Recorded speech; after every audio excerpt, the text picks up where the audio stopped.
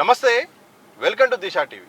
దేశవ్యాప్తంగా మహిళా రిజర్వేషన్ల బిల్లు అలాగే డీలిమిటేషన్ అంశం ప్రధానంగా చర్చనీయాంశంగా మారుతున్నాయి. తాజాగా పార్లమెంట్లో మహిళా రిజర్వేషన్ల బిల్లు సంబంధించిన ఓటింగ్లో ఆ బిల్లు వీగిపోవడంతో ఇప్పుడు చర్చ అంతా కూడా ఇటే సాగుతుంది. ప్రధానంగా ఎన్డీఏ కూటమి అయితే మాత్రం కాంగ్రెస్ను టార్గెట్ చేస్తూ ఇండియా కూటమిపై విరుచుకుపడుతుంది, ఆందోళన కూడా చేస్తుంది. ఇదే సందర్భంలో జరుగుతున్న పరిణామాలపై మాట్లాడి తెలుసుకునే ప్రయత్నం చేద్దాం. మనతో పాటు కాంగ్రెస్ సీనియర్ నాయకురాలు మాజీ మంత్రి పుష్పలీల గారు ఉన్నారు. మేడం నమస్తే. మేడం నమస్తే అమ్మా. ఒక మహిళా లీడర్ గా ఏం చెప్తారు? ఎన్డీఏ కూటమి అయితే మాత్రం ఈరోజు పెద్ద ఎత్తున కాంగ్రెస్ ను మీ కూటమిని టార్గెట్ చేస్తూ మాట్లాడుతుంది.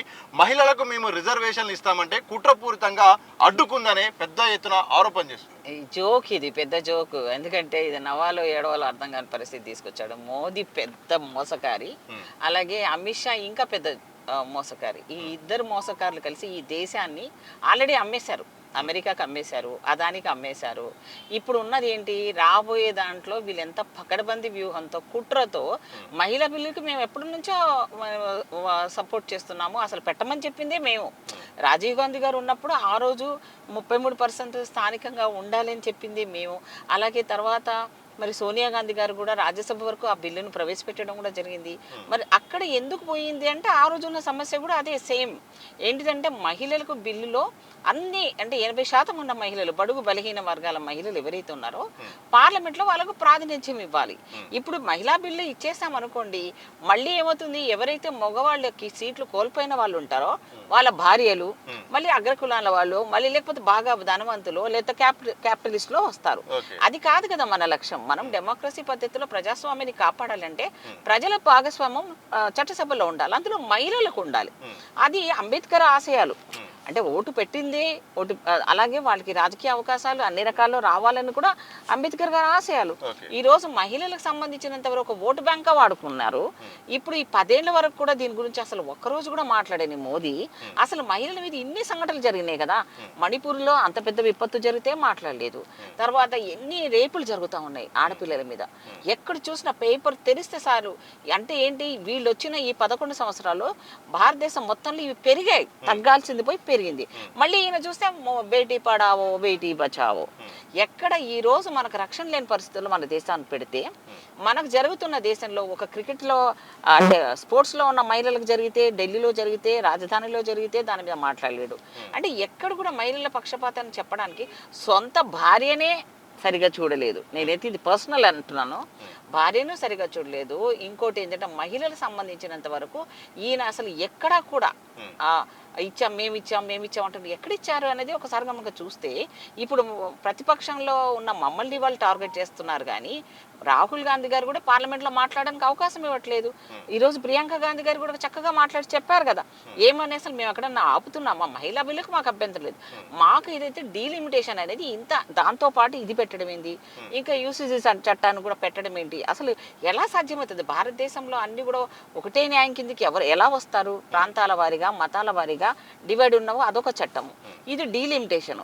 అంతే ఏంటి? మనం ఏమంటున్నారు? ఇక్కడ కాంగ్రెస్ గవర్నమెంట్ రేవంత్ రెడ్డి గారు ఏం చేశారంటే, భారతదేశ చరిత్రలోనే కాంగ్రెస్ ఉన్నప్పుడు జరుగుతున్న దాంట్లో జనాభా ఒకటి క్యాలిక్యులేట్ చేయడము, రెండవది ఏంటంటే కులాల పరంగా, అంటే ఏ కులం వారు ఎంతమంది ఉన్నారనేది మనకు క్లిస్టల్ క్లియర్ పిక్చర్ వస్తుంది. ఆ ప్రకారంగానే మహిళలకు మనకు అవకాశాలు కల్పించడానికి పెద్ద స్కోప్ ఉంది. అయితే 2011 లాగా తీసుకొని ఒకవేళ చేయాలనుకుంటే, ఇంటెన్షన్ ఉంటే, ఇప్పుడున్న దాన్ని మనం చేయొచ్చు. 33% ఇంప్లిమెంట్ చేయడానికి పెద్ద ప్రాబ్లం లేకుంటుండే. కానీ ఇప్పుడు వీళ్ళు ఏం చేస్తున్నారు తెలివిగా, దక్షిణాది రాష్ట్రాలకు అంటే మన తెలుగు రాష్ట్రాలు కాకుండా ఇప్పుడు స్టాలిన్ ఇలాంటి చిన్న రాష్ట్రాలు ఏవైతే ఉన్నాయి భారతదేశంలో, నార్త్కు ఉన్న వాళ్ళు ఎప్పుడు కూడా అధికారంలో ఉంటున్నారంటే అన్నిట్లో పెద్దది ఏవి రాష్ట్రము? ఉత్తరప్రదేశ్. ఇప్పుడు దీని ఏం చేస్తున్నాడు? ఇప్పుడు నేను మాట్లాడితే 80 మందికి వచ్చేదాన్ని 125 ఎంతనో అవుతున్నారంట వాళ్ళు. అంటే ఎక్కువ పర్సంటేజ్లో పెరగడానికి పాపులేషన్ కూడా హైయెస్ట్ పెరుగుతుంది, దాదాపు కోట్లలో పెరిగిపోతుంది. అది మన 1 కోటి ఉన్న వాళ్ళకే మనకి కేంద్ర మంత్రి ఏమంటున్నాడంటే 50% పెంచుతాం గత పాత లెక్కల ప్రకారం ఉంటుంది. దాని ద్వారా దక్షిణాదికి నష్టం జరగదు కదా. 100% జరుగుతుంది. అమిత్ షా చెప్పేటి అన్ని కూడా ఆయన చేసేదంటే మంత్రాలు, కుయుత్తుల మైండ్. ఆయన ఏదో మాట్లాడినాడు పెద్ద అనుకుంటున్నాడు కానీ అసలు ఏ మహిళ కూడా నిజమైన మహిళ అయితే ఆమెకు ఆలోచన కరెక్ట్గా ఉన్న మహిళలు దీన్ని సమర్థించరు. మనకు ఇప్పుడు మనదే ఎగ్జాంపుల్ తీసుకుందాం. తెలుగు రాష్ట్రాలలో ఇప్పుడు మనకున్న పర్సంటేజ్ ఎంత పెరుగుతుంది? మహా అంటే 50% అంటే ఓ 5, 7, 10 మొత్తానికి అంతే. కానీ అటువైపు ఎన్ని పెరుగుతున్నాయి? రేపు పోయేది రాబోయే ఎలక్షన్స్ అవే. ఇంకోటి ఏంది, ఇప్పుడే ఈ బిల్లుని పెట్టాలనేది ఎందుకు వాళ్ళకి ఆశ కలిగింది అంటే, ఒక పక్కన 5 రాష్ట్రాలు జరుగుతున్నాయి రిజల్ట్లో. ఆ మమత ఉన్నారు కదా వెస్ట్ బెంగాల్ మహిళను 3 సార్లు ఓడగొట్టాలని పోయాడు. మరి మోదీ ఇంత ప్రభావితుడైతే ఆ 3 సార్లు ఉన్న ఆ మహిళనే ఓడగొట్టలేకపోయాడు, ఒక రాష్ట్రంలో ఉన్న మహిళని. దానికోసం టార్గెట్ చేయాలనేది ఇప్పుడు ఇది ప్రవేశపెట్టడం అనేది ఒక రకమైన ఆరోపణ కాదు, వాస్తవం కూడా. ఆమెను ఓడలేకపోతున్నారు, స్టాలిన్ గారిని ఓడలేకపోతున్నారు. సో ఇట్లాంటి వాళ్ళని ఓడగొట్టాలంటే మేము మహిళల పక్షపాతులం అని చెప్పేసుకొని ఈ సమయంలో చేయడం అంటే దానికి ఒక కుండి సాకు చెప్తున్నారు. ఏమని? ఎప్పుడు ఎలక్షన్ అనేవి జరుగుతూనే ఉంటాయి. ఎందుకు జరుగుతున్నావున్నా దానికి 6 నెలల ముందో 1 సంవత్సరం ముందో ఇది చేస్తే ఒక అర్థం ఉంటుంది. కరెక్ట్గా అక్కడ ఎలక్షన్ జరుగుతున్నాయి. ఇంకోటి పెద్ద విపత్తు ఏంది, ఈ దేశం లోపల యుద్ధం జరుగుతుంటే భారతదేశ పరిస్థితి ఎంత ఘోరంగా ఉంది. ఇప్పుడు మీరు ఇప్పుడు చూపిస్తా పదండి ఒక హోటల్కి. మా ఎమ్మెల్యే క్వార్టర్స్ దగ్గర, నా ఆఫీస్ అక్కడే కదా, అక్కడ హోటల్లో అడిగితే టిఫిన్ లేదు ఇప్పటికి కూడా. రాత్రి అడిగాను, మార్నింగ్ కూడా ఏమి లేవు. ఏ హోటల్ చూసినా అన్ని క్లోజ్ అయిపోయినాయి. మరి ఏ సిలిండర్లు దొరకట్లేనప్పుడు, ఏ రకమైన ప్రజలకు కష్టాలు చూడనప్పుడు, ఇంత ధరల లోపల ఇంత క్రైసిస్ మనం యుద్ధ వాతావరణంలో ఎదుర్కొంటున్నప్పుడు, మనం డైరెక్ట్ లేకపోయినా ఇండైరెక్ట్గా మన మీద ప్రభావం పడుతుంది కదా మన ప్రజల మీద. దీని మీద నాకు ధ్యాస లేదు. వీళ్ళకు అసలు ధ్యాసనే లేదు. ఎలక్షన్స్ పెట్టుకోవాలి, మనం గెలిచిపోవాలి, ఈ దేశాన్ని మొత్తం వేరే వాళ్ళకి అమ్మేసుకోవాలి. అమిత్ షా ఈయన పంచుకోవడం, ఈయననేమో ఎంజాయ్ చేయడం. బీజేపీ నేత ఒకరు అడిగితే ఏమన్నారంటే, ప్రధానమంత్రి మోడీ తన హయాంలో మహిళలకు న్యాయం చేయాలి, ఒక పెద్ద రికార్డు ఉండాలి, తర్వాత వచ్చే ప్రధాని చేస్తాడు కానీ నా హయాంలో అయితే న్యాయం చేయడానికి అది కుదురుతుంది అనుకుని ఆశపెట్టాడు కానీ తుస్సు అనిపించారు. ఇద్దరు తుస్సు అయిపోయారు. గతంలో జరిగిన దానికి ఒక అర్థం ఉంది. వాళ్ళు అడగడంలో సోనియా గాంధీ గారు అప్పుడు చేయలేదు అది ఇదని మాట్లాడితే సోనియా గాంధీ గారు కూడా అందుకనే గమ్మున ఉన్నారు అప్పుడు. ఎందుకని అంటే వాళ్ళు అడిగింది న్యాయమైంది కదా. బీసీలకు ఎన్ని ఇస్తారు, ఎస్సీలకు ఎంతమంది ఇస్తారు, అది మాకు అప్పుడున్న వాళ్ళు దాని అభ్యంతరం పెట్టినప్పుడు మా పార్టీతో ఉన్నప్పటికి కూడా మేము సరే మీరు ఆలోచన చేసుకుని దాన్ని లేట్ అయిన పనులు మనం అందరికీ సమంజసంగా ఉండాలని ఆపాం మనం. ఇప్పుడు కూడా మనం కూడా ఏమంటున్నాము, మహిళా బిల్లుకు మనం వ్యతిరేకం కాదు, అందులో మనకు ఈ పరంగా చేయాలి అంటే మహిళలు ఏ కులానికి సంబంధించిన కుల ప్రాతిపదన చేయమంటున్నాం మనం. మరి ఆ కుల ప్రాతిపదన చేయకుండా జనగణన పూర్తిగా కాకుండా మరి దాన్ని ఇప్పుడు ఉన్న పరంగా అంత చేయాలి అంటే ఏంటి? ఈయనకు రికార్డ్ బ్రేకులు చేయాలని వచ్చిండా ప్రధానమంత్రి, లేదా ఆయన హాయంలో జరగాలనే ఏమన్నా గోల్డ్ మెడల్ కావాలంటనా? అలా ఉండడానికి కుదరదే, నీ ఇష్టం కుదరదే. నువ్వేమన్నా వచ్చావా? నువ్వు ప్రజలచే ఎన్నుకోబడిన ప్రధానమంత్రివి, ప్రజల కష్టాలు ముందు చూడు. ముందు యుద్ధం జరుగుతున్న పరిస్థితి ఒక పక్కనైతే నువ్వు ఎలక్షన్ నిర్వహించడం తప్పు. అంతేకాకుండా మహిళల మీద పక్షపాతిని నేను మహిళ మాట్లాడుతున్నవే. ఈరోజు మహిళలకు సమాధానం చెప్పాల్సినది ప్రతి రాష్ట్రంలో మీరు చూడండి, పార్లమెంట్లో ఎలా అడిగారు, ఏమడిగారు? మీరు మా రాష్ట్రాలకి మీరు గతంలో ప్రామిస్ చేస్తారు ఈ 10 సంవత్సరాల్లో మహిళా అభ్యుదయానికి మీరు ఏం చేశారని ప్రతి రాష్ట్ర మహిళలు అడుగుతున్నారు. దానికి సమాధానం లేదు. అంటే వీళ్ళు అన్ఫిట్, వీళ్ళు చెప్పేటి అన్ని ఎలక్షన్ క్రైటీరియా కోసం చేస్తున్నారు తప్ప నిజానికి కాదు. ఇలా జరుగుతున్న దాన్ని నా అకౌంట్లో పడాలి, నేను మంచి చేశాను అంటే నేను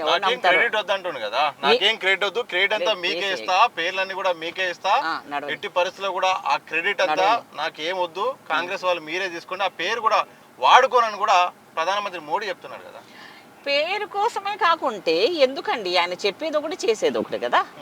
మనకు కనపడతా ఉంది ఆయన చేసేదానికి ఏంటంటే, నేను చేశాను, ఇన్ని బిల్లులు ప్రవేశపెట్టాను, ఎవరి కోసం కావాలా ఈ బిల్లులు పెట్టినంత మాత్రం నీకు నాకు ఒరిగేది సామాన్యులకి జరుగుతుందా ఈ దేశంలో? ముందు అమెరికా వాడికి అమ్మేశావు, దానికి సమాధానం చేయి. F-18 ఫైల్స్ గురించి మాట్లాడు, ఆడపిల్లల గురించి, అది గురించి ఎన్ని రీల్స్ ఎన్ని వీడియోస్ బయటకు వచ్చినాయి, అందులో ప్రధానమంత్రి స్వయంగా ఉన్నాడని వస్తుంది. దాని మీద సమాధానం చెప్పడా? ఈ డైవర్షన్ పాలిటిక్స్ ఇంకెన్ని రోజులు చేస్తాడు? 75 సంవత్సరాలైన సంవత్సరాలు అయ్యి కూడా ఇప్పటికి కూడా 80% ఉన్న వాళ్ళు ఇప్పటికి కూడా పార్లమెంట్లో తమ స్థానాలను పొందలేకపోతున్నారు. ఇప్పుడు మేము గెలిచిన స్థానాల్లో కూడా దొడ్డిదారిని వెళ్ళిపోయి మేము గోవాలో కొన్ని రాష్ట్రాల్లో గెలిచాం కదా, కొనేసుకున్నాడు కదా. మరి దీనికి సమాధానం ఎక్కడుంది? ఇప్పుడు మహిళా బిల్లు మేము చేస్తుంటే నా మహిళలు కూడా ఏం అర్థమవుతుందో మరి నేను చూస్తున్నాను. నేను మోదీ ఏదో భగవంతుడిలాగా ఏదో అభూతంగా ఇంతకుముందు ఎవడు చేయలేని అన్నీ చేస్తున్నాడు సంస్కరణలని. అసలు ఆయన చేసేదాన్ని కూడా ఈ దేశాన్ని నాశనం చేయడానికి, ఈ ఆడబిడ్డల్ని కూడా అసలు మన పిల్లలు మనం ఇంటికి వచ్చే పరిస్థితుల్లోనే లేని పరిస్థితుల్లో ఇప్పుడు ఈయన చేసిన ఈ మహిళా బిల్లులో మహిళలకు అన్యాయం జరుగుతుంది కాబట్టి మేము దాన్ని ఇది కుట్రతో జరిగిన బిల్లు, దీని వెనకాల మళ్ళీ మాత్రమే ఉంది డీలిమిటేషన్. ఇప్పుడు మా రాష్ట్రాలకు ఏమొస్తుంది, ఈ 2 రాష్ట్రాల నుంచి ఎంపీలు ఉన్నా సచ్చినా ఒకటే మనకి. ఎందుకంటే వాల్యూ లేదు కదా. రేపు ఉత్తరప్రదేశ్లో ఇన్ని స్థానాలు పెరుగుతాయి, రేపు గుజరాత్లో ఇన్ని, మహారాష్ట్రలో ఇన్ని పెరుగుతాయి, నార్త్లో ఆల్రెడీ ఆధిపత్యంలో ఉన్నారు. ఇప్పుడు మళ్ళీ మనం ఇది పెట్టుకుంటే ఈ 2 రాష్ట్రాలు ఉన్న వాళ్ళు అసలు దిక్కే లేదు. అసలు దీనికి ఒకటే పరిష్కారం ఉందండి. మీకు జనాలకి ఎంతమందికి అర్థమైందో కానీ నాకున్న ప్రకారంగా మోదీ ఈజ్ పార్ 400 పార్ అన్నాడు. ఈ ఫుల్ మెజార్టీతో గెలిచాడా చెప్పండి మీరు? ఆయన లేదు. ఎంత గెలిచాడు? అది కూడా 240. వాడొక ముక్క వీడొక మొచ్చి వచ్చి అంతంత కలిపితే వచ్చినోడు మోడీ. దానికి ఇంకా బుద్ధి లేకుండా ఈ మాట నేనేదో పెద్ద ఫుల్ మెజారిటీ వచ్చినాను కాబట్టి బిల్లు పాస్. అసలు ఆయనకు కూడా తెలుసు ఆ బిల్లు పాస్ కాదని. ఎందుకు తెలియదు? ఆయన ఫుల్ మెజారిటీ లేదుగా. ఆ పక్కన ఉన్న వాళ్ళంతా ఈయన చెప్తే కూర్చునే రకాలు ఎవరు లేరు. అలాగే మేము ఎలాగో మమ్మల్ని ప్రతిపక్షం అంటారు. అందులో కూడా సొంత ఎంపీలే మోడీ మాట వినే పరిస్థితుల్లో లేరా? ఎక్కడున్నారు చెప్పు. ఇప్పుడు ఒక్క ఎంపీ అన్న మాట్లాడా? ఇక్కడ నుంచి పోయారు 8 మంది, ఒక్కరైనా మాట్లాడారో చెప్పారు? మేము మాట్లాడింది నీకు రికార్డ్స్ చూపిస్తా, మా కాంగ్రెస్ ఎంపీలు మాట్లాడింది రికార్డు చూపిస్తా. మీ ఎంపీలు ఎందుకు మాట్లాడలేదు అంటే మీ ఇంట్లో ఆడవాళ్ళకి సేఫ్ సైడ్గా ఉన్నాం, రేపొద్దున నా పెళ్ళామ వస్తుంది కాబట్టి నేను పోయినా బతుకున్నా సచ్చినా మా పెళ్ళాలు వస్తారు కాబట్టి ఆ మోదీ ఇస్తాడు కాబట్టి అని మీకు గ్యారంటీ ఉంది కాబట్టి మూసుకొని కూర్చున్నారా? నేను సూటిగా అడుగుతున్నాను. మరి ఇప్పుడు మనకు సంబంధించిన ఎంపీలు గెలిస్తే ఎంత, సస్తే ఎంత మనకి? అసలు చంద్రబాబు నాయుడు గారు కానీ నితీష్ గారు కానీ వాళ్ళు కనుక సపోర్టును వెనక్కి జరిపితే అసలు ఈ గవర్నమెంట్ను పడేయచ్చు కదండి. అసలు లేదు అంటే ఏం చేస్తున్నాడు? ఈవీఎంలు ఏదో తినా అదే పడుతుంది. అది ప్రూవ్ చేసాం కూడా. ఎన్ని రకాల అన్ని వ్యవస్థని కంట్రోల్లో పెట్టేసుకున్నాడే. జడ్జిమెంట్స్ కూడా ఇప్పించేస్తున్నాడు సెంట్రల్లో నుంచి. కోర్టు మనం నమ్మకం ఉండేవాళ్ళు, ఆ కోర్టు జడ్జిమెంట్స్ కూడా మనకు ప్రజలకు అనుకూలంగా రావట్లేదు. పిచ్చి పిచ్చి చట్టాలన్నీ తీస్తున్నాడు. అసలు గే కల్చర్ మన దగ్గర ఉందా? మహిళలకి ఇది కనబడతలేదా? గే కల్చర్ తప్పు లేదు. పెళ్ళాం మొగుడు అంటే ఫ్రీ అన్ని రకాలుగా. దాని మీద పార్లమెంట్లో ఒక కంగనా అనే ఓ సినిమా యాక్టర్ వచ్చింది. ఆ కంగనా ఎలా వచ్చిందో, ఏ రకంగా వచ్చిందో, మరి ఇంతకుముందు స్మృతి ఇరానీ ఏ రకంగా వచ్చిందో నేను చెప్పను. వీడియోస్ చూడండి, ప్రజలే చూస్తే చాలు. కంగనాకు ఎలా టికెట్ వచ్చింది? అయ్యో బాబోయ్, ఓతి ఆమె ఓట్లతోనే గెలిస్తే ఆ బీజేపీ పార్టీలో అంతా లేరా మహిళలు? కంగనానే ఎందుకు సెలెక్ట్ చేసుకున్నాడు? అయ్యో, సెలబ్రిటీ అయితే ఓట్లు పడిపోతాయా?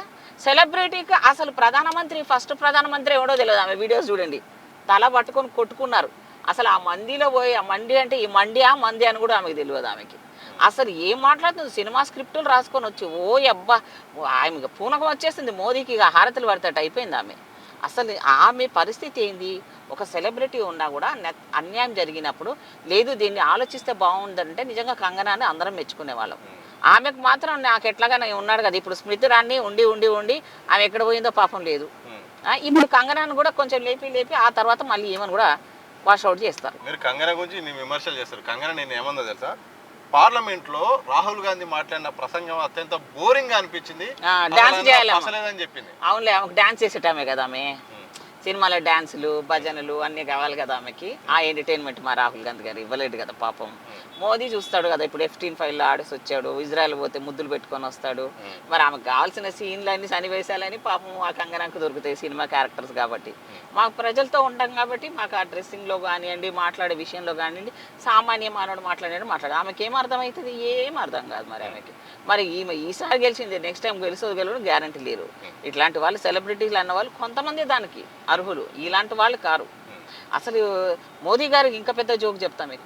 పార్లమెంటులో ఇప్పటి వరకు ఎక్స్ ఎంపీలు ఎవరైనా వెళ్ళేవాళ్ళము, అందరు వెళ్ళేవారు. మినిస్టర్లు వెళ్ళేవాళ్ళము, ఎక్స్ ఎంపీలు వెళ్ళేవాళ్ళము. పార్లమెంట్లో అది అందరికీ ఉంటుంది. ప్రజాస్వామ్యపరంగా పార్లమెంటే అందరిది ఎంట్రీ ఉంటుంది. ఈ మోదీ వచ్చినాక ఒక్క కాంగ్రెస్ ఎంపీ లోపలికి పోవడానికి లేదు, ఒక ప్రతిపక్షం ఎంపీ పోవడానికి లేదు. వాళ్ళ ఎంపీలు మాత్రమే పోతారు లోపలికి. అది స్ట్రిక్ట్ చేసి పెట్టారు. ఒక్కరు కూడా మాట్లాడడానికి అవకాశం లేదే. మీడియాని తీసి అవతలది అనేసాడు బయటికి. అసలు ఇది ఎవరికి తెలియదు అసలు. లేకపోతే మేము చక్కగా వెళ్ళే వాళ్ళము, వెళ్ళి ఆ ఎక్స్ ఎంపీలు అందరు కూర్చునే వాళ్ళము, గ్యాలరీలో కూర్చునే వాళ్ళము, మాట్లాడే వాళ్ళము. ఇప్పుడు దానికంటాడు అది భద్రత లోపించింది కాబట్టి ఎవరిని అంటే మేము టెర్రరిస్టులమా? అపోజిషన్లో ఉన్న వాళ్ళమంతా, ఎక్స్లు ఉన్న వాళ్ళంతా ఈయననా? అసలు ఆడవాళ్ళతో భయపడి పారిపోయిన మోదీకి ఆడవాళ్ళ బిల్లు గురించి మాట్లాడే అర్హత ఎక్కడిదండి? మొన్న జరిగిన సంఘటన ఏది, స్పీకర్ మీద అవిశ్వాసం కానివ్వండి జరిగినప్పుడు అందరూ మహిళలు కొంతమంది పోడియం వరకు వెళ్ళడానికి కొన్ని బ్యానర్లు పట్టుకుని కొంచెం గొడవ చేశారు. దానికి స్పీకర్ చెప్పాడంట, అయ్యో మేము ఇదేదో అటాక్ జరగబోతుంది మీరు రావద్దంటే సేమ్ నిజంగా చెప్తున్నా. ఒక ప్రధానమంత్రి అయి ఉండి పార్లమెంట్లో కూర్చోడానికి ఒక మహిళలతో థ్రెట్ ఉందనుకొని పారిపోయిన ప్రధానమంత్రిని దానికో స్పీకరు, అసలు ఆ స్పీకర్ ఏంటో నాకు అర్థమే కదా. ఆయన ఎక్స్ప్రెషన్స్ ఆయన మాట్లాడేది చూస్తుంటే ఆయన బీజేపీ స్పీకర్ ఉన్నట్టున్నాడు 100%. స్పీకర్ అనేవాడికి ఎట్లా ఉండాలి, అందరికీ సమాన అవకాశాలు ఇవ్వాలి. అధికారం ఉంటేనేమో కానీ మన అధికారం ఉంటే మరి ప్రతిపక్షాలు ఉండకూడదు. ప్రతిపక్షంలో ప్రజాస్వామ్యం కాదా ఇది? ఆయన జాగిరా. తర్వాత ఆయన ఏమంటున్నాడు స్టాలిన్ లాంటి వాళ్ళని, నల్ల చొక్కాలు ఇచ్చిన వాళ్ళకి ఏం మాట్లాడేది ఉంటుంది ఇంకా అంటాడు ఆయన. నాకు భలే ప్రిటీ అనిపించింది. అది ప్రజాస్వామ్య పద్ధతిలో ప్రొటెస్ట్ చేసే విధానాలు రకరకాలు ఉంటాయి. నువ్వెవరు కదా దాన్ని కామెంట్ చేయడానికి, నువ్వు చేయకూడదు. అపోజిషన్గా ఉన్నాం కాబట్టి వాళ్ళు మాకు అధికారం ఉన్న వాళ్ళు అంటే మాకు నడుస్తుంది. ఈయన అనడం ఏంటి నాకు అసలు హాస్యాస్పదంగా ఉంది నాకు అనడానికి. సో మహిళలందరూ ఈ రోజు కూడా ఒక్క ప్రామిస్ కూడా నిర్వహించలేదు ఈ ప్రధానమంత్రికి. నైతిక అర్హత లేదు మహిళా బిల్లును మాట్లాడడానికి ప్రవేశపెట్టడానికి. చివరిగా నేను అడుగుతున్న ప్రశ్న ఏంటంటే, మీరు సీనియర్ రాజకీయ నాయకులు, ఒక సుదీర్ఘ కాలం పాటు ఇది ఒక పెండింగ్లో ఉండిపోయింది. ఎప్పటి నుండో ఉన్నది. ఎప్పటికైనా మహిళలకు 33% అనేది ఇస్తే చాలా మందికి ప్రాతినిధ్యం వహించే అవకాశం చాలా మందికి వస్తుంది. అది మీలాంటి వారు ఎప్పటి నుంచో కోరుకుంటున్నారు, కానీ అందరూ కూడా యాక్సెప్ట్ చేస్తున్నారు, కానీ వీగిపోయే పరిస్థితి. కానీ దీనికి ఒక పరిష్కారం కావాలి. ఈ చట్టం నిలబడాలంటే, బిల్లు చట్టంగా మారాలంటే మీరిచ్చే సూచన ఏంటి? మేము ఫస్ట్ నుంచి కూడా మహిళా బిల్లు కోరుకునే వాళ్ళం ఫస్ట్ మేమేనండి. అందులో నాలాంటి వాళ్ళు బడుగు బలహీన వర్గాల మహిళలకు అవకాశాలు డెఫినెట్గా వస్తాయి. మహిళా బిల్లుని మేము స్వాగతిస్తున్నాం, మేము ఎక్కడ వ్యతిరేకించడం లేదు. మరి దానికి మోదీ ఇంత ఫుల్ మెజార్టీ ఉన్నవాడైనుంటే అసలు ఈ పరిస్థితి ఉండేది కాదు, మనల్ని అడగడం కూడా అడగకపోతుండే. అవునా? కానీ ఇప్పుడు ఆయన పరిస్థితి ఏంది, ఆయనకే మెజారిటీ లేదు. ఆయనకున్న సపోర్ట్ చేస్తున్న వాళ్ళే ఆయన సరిగా వేస్తారా లేదా అన్నది ఆయన చూసుకోవాల్సిన పరిస్థితుల్లో ఆయన ఉంటే మేము దాన్ని ఆపోజిట్ చేస్తామనేది చెప్పడం, మేము ఎట్లాగో ఆపోజిట్ చేస్తున్నాము. నీవు ఉన్న వాళ్ళ లోపల నువ్వు ఖచ్చితంగా నువ్వు ఆ మెజారిటీని తీసుకురాకపోయినావు అంటే నువ్వు విఫలమైనావు కదా బీజేపీ పార్టీ. అవునా? ఇద్దరు ఫెయిల్ అయిపోయారు కదా. అమిత్ షా ఓఫో సుదీర్ఘమైన ప్రసంగం ఆయన, మేము ఇది చేసాము, మేము అది చేసాము, అయ్యో అయ్యో మామూలుగా కాదు ఈయన మాట్లాడు. ఆయన మీద ఎన్ని కేసులు ఉన్నాయి, ఆయన కొడుకుల పేరు మీద ఎన్ని కేసులు ఉన్నాయి, ఒక తడిపార్ కేసులు ఉన్నాయి. ఆయన ఈ దేశానికి దౌర్భాగ్యం, ఒక హోంమంత్రి. అట్లాంటి వాడు పార్లమెంట్ లోపల అంటే ఇప్పుడు నేను అనట్లేదు, ఊహాగానాలు ఏంటంటే రేపు పొద్దున మోదీని అయిపోయింది, 2 సార్లు టర్మ్ అయిపోయింది, 3వ సారి అమిత్ షా ప్రధానమంత్రి కావాలని కోరుకుంటున్నాడంట. అందుకని ఎక్కువ అవకాశాలు తీసుకొని ఆయనకంటే ఎక్కువ మాట్లాడడానికి ప్రయత్నం చేస్తున్నాడు ఆయన. ఆయన ఎక్స్ప్రెషన్ చూడు, డైరెక్ట్ ఎలక్షన్లో వచ్చినోడు కాదు కదా, అడ్డదారులు వచ్చినోడు కదా. ఆ అడ్డదారులు వచ్చేటి అన్నీ కూడా అమిత్ షాకు బాగా తెలుసు. అదే డైరెక్ట్గా వచ్చిన వాళ్ళు ఉంటేనేమో కష్టాలకు పడి ప్రజల నుంచి వచ్చిన వాళ్ళకంటే ప్రజాస్వామ్య పద్ధతి మీద విలువ ఉంటుంది. ఈయనకి ఎక్కడ ఉంటుంది తడిపారు ఆయనకి. సో మహిళా బిల్లుకు కాంగ్రెస్ పార్టీ వ్యతిరేకం కాదు, రావాలి. దాన్ని ఏ రకంగా ఉండాలంటే కూర్చొని ప్రతిపక్షాన్ని అన్ని పార్టీలను పిలిపించి నాకు సొల్యూషన్ చెప్తున్నా, అందరినీ కూర్చొని అభిప్రాయాలు చెప్పిన తర్వాత అందులో అమెండ్మెంట్స్ పెట్టండి, క్లాజులు పెట్టి దాన్ని పెడితే అందరం ఓకే చేస్తాం. అంతేగాని నేను పెట్టేసినాను, నేను చేసిందే చట్టం అనుకోండి, నేను మాట్లాడేది లేదు, మీరు ఎన్ని చెప్పినా నేను పెడతానన్నాడు. కానీ అదన్నీ కూడా డాంబికాలే, తుస్సుమని పోయారు, మొహం ఇలా అయిపోయి వేలాడేసుకుంటూ పోతున్నారు ఇద్దరు. చూసారు కదా. ఇప్పుడంతా క్యాబినెట్ పెట్టాడండి. ఏం చర్చిస్తావు నాయన? మా రేవంత్ రెడ్డి గారు అయితే మరీ స్ట్రాంగ్గా ఉన్నాడు కదా. ఆయన ఏమన్నాడు, మేము ఒప్పుకోం జిఎస్టీ అంటే కానీ ట్యాక్సులు కానీ మేము ఎక్కిస్తున్నావు, మాకు సంబంధించినంత వరకు మాకు ఎక్కువ వాటా ఇవ్వాలి, మాకు అన్ని రకాలుగా మా సంఖ్య కూడా ఎక్కువ ఉండాలి, మాకు 50% అంటున్నావు. కానీ అది వచ్చేది లేదు, సచ్చేది ఎట్లా వస్తాయి 50%? అక్కడేమో పాపులేషన్. అచ్చా, ఇంకో పెద్ద జోక్ అండి బాబు, ఇది ఇంకా జనాలు పాపం అర్థం చేసుకోండి అమ్మా ప్లీజ్, దయచేసి. నేను పుష్పలీలగా చెప్తున్నాను, ఒక పార్టీ లెవెల్లో చెప్తున్నాను. ఏంది పెద్ద జోక్ అంటే, ఇది వరకు రాజ్యాంగ పరంగా కుటుంబ నియంత్రణ అనేది మస్ట్ చేసి ఈ భారతదేశంలో 2 పిల్లలు కనట్టేనే వాడు ఎలిజిబుల్ అని చెప్పారు. ఇప్పుడు దక్షిణాది రాష్ట్రంలో ఉన్న మా ముఖ్యమంత్రిగా గతంలో ఉన్న మా చంద్రబాబు నాయుడు గారు ప్రజలను మొన్న అసెంబ్లీలో ఇదే సమస్యను పెట్టి, ఈ సబ్జెక్టే పెట్టి, అమ్మ మీరు పిల్లల్ని ఎక్కువ మంది కనండి, మనకి ఎంపీలు చాలా వస్తారు, మనకు నిధులు తెచ్చుకోవడానికి అవకాశం ఉంటుంది, మీరు పిల్లల్ని కంటానంటే ఒక్కొక్క మహిళ ఇచ్చిన సమాధానం చూస్తే అయితే నాకైతే భలే హ్యాపీగా అనిపించింది. సార్ మేము పిల్లలు కంటే సాదేది ఎవరు? మీరు ఎలా ఇస్తారు మమ్మల్ని? అంత ఈజీ అనుకుంటున్నారా పిల్లల్ని కనమని చెప్తున్నారు? ఇప్పుడున్న ధరలకు కానీ ఫీజులకు కానీ ఏ రకంగా మీరు మమ్మల్ని కనమని చెప్తున్నారు? అది అంత పని అయ్యేది కాదు సార్. అలాగే మగవాళ్ళు కూడా మా పిల్లలు కంటే మా పిల్లల్ని పెంచరు, ఇవన్నీ కూడా అయ్యే పని కాదు. మీ రాజకీయ లబ్ధి కోసం మమ్మల్ని పిల్లలు కనమంటారేంటి అది కుదరదు సార్ అని చెప్పి అందరూ మహిళలు చెప్పారు. ఇప్పుడు మనం కనాలంటే వాళ్ళు చెప్తే మనం కనాలా? అంటే నువ్వు కంటే వాళ్ళు ఇచ్చే ముష్టి కోసము, వాళ్ళు ఇచ్చే భిక్షం కోసము పిల్లల్ని కానీ ఆడ ఏదైనా సంక్షేమ పథకం కింద వాడు వేస్తాడు, లేకపోతే లేదని పిల్లలు కనుక్కొని పెట్టుకోవాలా? ఏమన్నా అర్థం ఉందా? రాజ్యాంగపరంగా మనకు లభించిన ఈ స్థానాలనే ఇట్లాగే పెట్టి దీంట్లో నుంచే 33% ఇవ్వమంటున్నాం మేము. ఇస్తే క్లియర్ కదమ్మా. దానికోసం ఇప్పుడు ఆ పాపులేషన్ పెరిగింది, మరి పెరిగిన రాష్ట్రాల్లో లాభం జరుగుతుంది, మనకు ఉండవు అంత పాపులేషన్ లేదు. మరి మేము పెంచుకునే దాకా ఇవ్వండి ఒక 20-30 సంవత్సరాలు. అప్పటి వరకు పిల్లడు 30 అడుగుల లోపలే ఉంటాడు. 40 తర్వాత పిల్లలకి అనే వాళ్ళు ఉండాలంటే అందరు 30-40 అయిపోయినాక పెళ్లిళ్ళు చేసుకుంటున్నారు. ఆడికి పిల్లలు పుడతారో లేదో గ్యారంటీ లేదు. ఆ పిల్లలు పెరగాలి ఎప్పుడు, వాళ్ళు ఓటు హక్కు రావాలి ఎప్పుడు, మనకి ఎంపీ స్థానాలు పెరిగేది ఎప్పుడు? ఇవన్నీ అయ్యే పనులేనా? కానీ నష్టం జరిగేది మనకు వచ్చే సంఖ్య తక్కువ కాబట్టి వీళ్ళు చీట్ చేసి మనను ఈ బిల్లుతో పాటు ఆ 2 బిల్లులు కూడా పెట్టేసుకుందాం అనుకున్నారు. అమ్మ అంత ప్రతిపక్షం అంత ఒక్కడున్నా ప్రతిపక్షం స్ట్రాంగ్ లీడర్గా నాయకత్వంలో రాహుల్ గాంధీ గారి నాయకత్వం లోపల నిజంగా చక్కగా పనిచేసింది. Hats off Congress party, hats off Rahul Gandhi. అట్లాగే ఇక్కడ మా తెలంగాణకు సంబంధించి మా రేవంత్ రెడ్డి గారు నిజంగా స్ట్రాంగ్గా ఉన్నాడు. మీరు ఏం చెప్పినా మేము వినేదే లేదు, మేము బిల్లు సాగదిస్తాం అంతేగాని దాంట్లో ఈ డివిజన్స్ సరిగా మాకు చెప్పకపోతే, అలాగే రేపొద్దున మాకు సంబంధించిన సంఖ్యను మీరు తగ్గించాలనుకుంటే మాత్రం ఊరికినే ప్రసక్తి లేదు. ఇదే కన్ఫామ్గా మేము అన్నాము, అదే లెవెల్లో సాధించుకున్నాం. ఈ బిల్లు మాకు ఇష్టం లేదు, మహిళల వ్యతిరేకులు, కాంగ్రెస్కి మేము ప్రొటెస్ట్ చేస్తామంటే మీ ఇంట్లో మీకు అసలు రేపొద్దున గతి ఏందో మీకే తెలియదు. ఆడవాళ్ళు ఎవరైతే మోదీని భజన చేస్తున్నారో ఈ బిల్లు అలా పెడితే వాళ్ళ పిల్లలే వస్తారు, వీళ్ళకి ఏం దిక్కులేదు. ఆ పార్టీలో ఉన్న వాళ్ళు సీనియర్లు చాలామంది ఉన్నారు. ఇప్పుడు సుష్మా స్వరాజ్ ఎంత హింసపడింది ఆ పార్టీలో ఉండి. తర్వాత చాలామంది ముఖ్యమంత్రులు ఇచ్చామని చెప్తున్నారు కదా. ఉమాభారతి గారిని ఎన్ని ఇబ్బందులు పెట్టారు. మహిళలకు ఇస్తారు అంతే, కానీ వాళ్ళని ఫ్రీడమ్ ఇవ్వరు, వాళ్ళు ఫ్రీ హ్యాండ్ ఇవ్వరు.